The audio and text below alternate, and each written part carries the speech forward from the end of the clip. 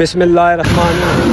Today on 10th May at the time of Fajr, we have given a strong punch to our coward enemy. Alhamdulillah.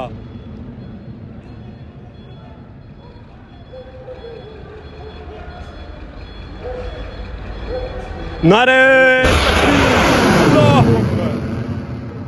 ভারতের বিরুদ্ধে পাকিস্তানের ব্যাপক হামলা। আজকের সামরিক অভিযানের নাম অপারেশন বুনিয়ান আল মারচুচ। ভারতের বিভিন্ন স্থানে একাধিক লক্ষ্যবস্তুতে আঘাত হানা হচ্ছে। প্রথম দফায় পাঞ্জাবের বেয়াসে অবস্থিত একটি ব্রহ্মস ক্ষেপণাস্ত্র সংরক্ষণাগার ধ্বংস করে দেওয়া হয়েছে বলে দাবি করা হয়েছে। উল্লেখ্য, বুনিয়ান আল মারচুচ একটি আরবি শব্দগুচ্ছ যার অর্থ ইস্পাত গৃহ বা লোহা বা সীসা ঢালা প্রাচীর। এটি পবিত্র কোরআন থেকে নেওয়া একটি শব্দ। এই নামটি মূলত কোরআনের একটি আয়াত থেকে নেওয়া হয়েছে। নিশ্চয়ই আল্লাহ তাকে ভালোবাসেন যারা তার পথে যুদ্ধ করে দৃঢ় সারিতে, যেন তারা একটি সীসাঢালা বা ইস্পাত দৃঢ় প্রাচীর।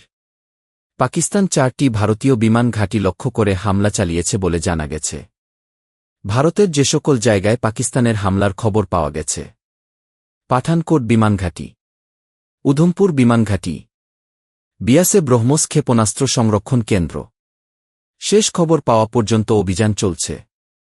পাকিস্তানের 4টি ঘাঁটিতে হামলার প্রতিশোধে পাকিস্তান ভারতের 36টি লোকেশনে হামলা চালিয়েছে। ভারতের সামরিক ক্ষতি $1.5 বিলিয়ন বেশি।